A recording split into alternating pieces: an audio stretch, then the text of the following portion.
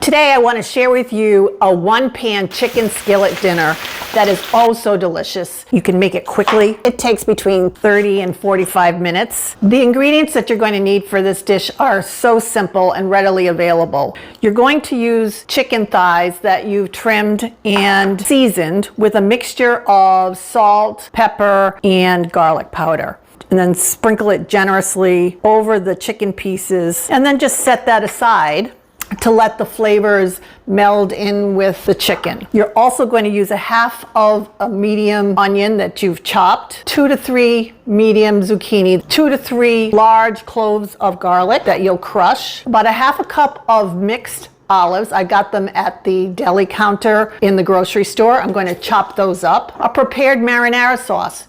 Do check to make sure that it has no sugar added and that the carb count is reasonable, and Italian seasoning. I'm starting with about 1 tablespoon of avocado oil in a 12-inch skillet. So I'll have plenty of room for all of my dinner to cook in this one pan. I'm going to let the avocado oil come to heat.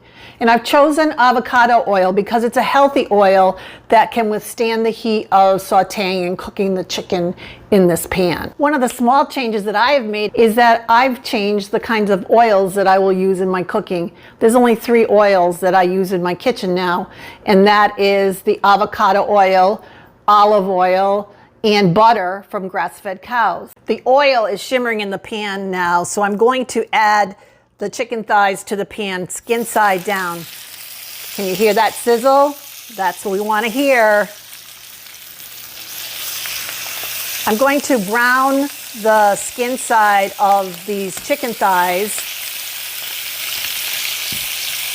until they're browned and crispy. And while the chicken thighs are browning, I will cut up my vegetables for the rest of the dinner. The chicken thighs have browned. It's time to turn them over. It's time to add the onion to the pan. And we're going to let the onion saute and soften a little bit. Then we'll add the garlic.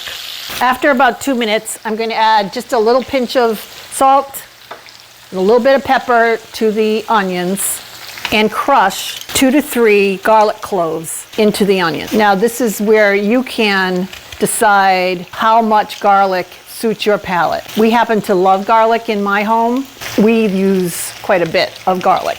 I'm going to let the garlic cook for just a minute till you really start to smell that garlic. And now it's time to add the zucchini. Just pile all that zucchini right in there. Now I like to add Italian seasoning. You can use more, you can use less. Remember, you want a flavorful dinner. Let that saute for about 5 minutes, stirring occasionally.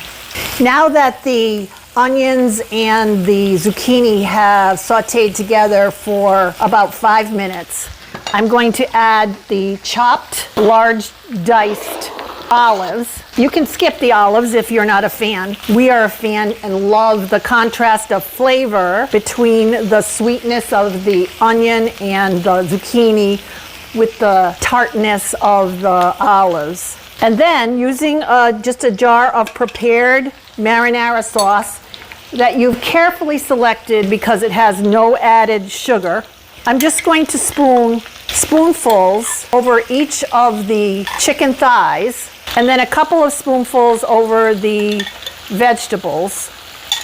And now it's time to turn down the heat to about medium-low, cover the dish, and let it continue to cook until your chicken thighs reach an internal temperature of between 165 and 175 degrees. Once your chicken comes to temperature, the final step is a sprinkle of Parmesan cheese over the vegetables and a slice of provolone over each of the chicken thighs. Cover and let the cheese melty all over the chicken. This Tuscan skillet chicken is a recipe that is in fact low carb, keto friendly, but so delicious that you would never know it. And so we eat it on a regular basis in my home every week or every 2 weeks, and it's well loved, so I thought I'd share it with you.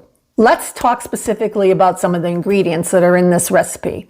I do recommend that you use bone-in, skin-on chicken thighs for this recipe because I believe that a bone-in piece of meat is more flavorful. I like to use the skin on the chicken thigh because I believe it helps to maintain the juiciness so that it's more delicious. That is my choice. Now you can in fact replace it with boneless chicken breasts if that's your preference. If you do choose to use boneless chicken breasts and cut them into cutlets, you need to remember that the cooking time is going to be much less than it is with a bone-in chicken thigh. I also talked about using a marinara sauce that is a pre-made jarred sauce, and you can absolutely use one of your own if you have made some. One of the things that I like about a pre-made marinara sauce is that you can in fact manage the carb content and the sugar content by looking carefully at the ingredient. And it is my recommendation that you search high and low to find a jarred sauce that does not have any added sugar. There will be sugar in the sauce that comes from the tomatoes and if they have used any onions or other vegetables in the making of the sauce. I only focus on no added sugars. And also look for the overall carb count. In this video,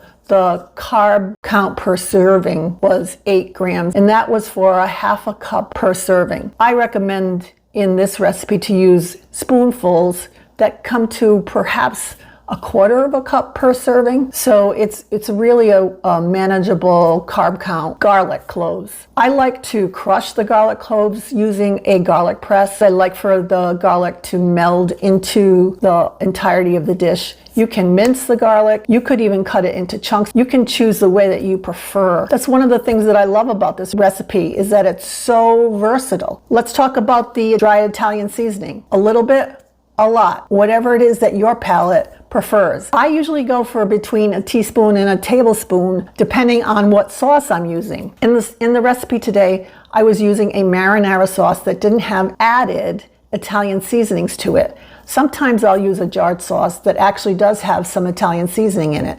And so therefore I would adjust the Italian seasoning that I am adding. I also use cheese in this recipe, and you can choose not to if you'd prefer not to. I like provolone because it melts nice, and finishing with just a little bit of grated Parmesan cheese also adds to the flavor and the visual appeal of the dish. I also spent a little bit of time in this video talking about how I've changed the kinds of oils that I use in my kitchen, and I did that 3 years ago because I had done some reading about the highly processed oils and what they can do to your body. So I encourage you, if you have questions about oils, to do some research on the internet. There are loads and loads and loads of videos, articles, medical journals, lots and lots of things that can help you to make some decisions about whether you want to change the kinds of oils that you use on a regular basis.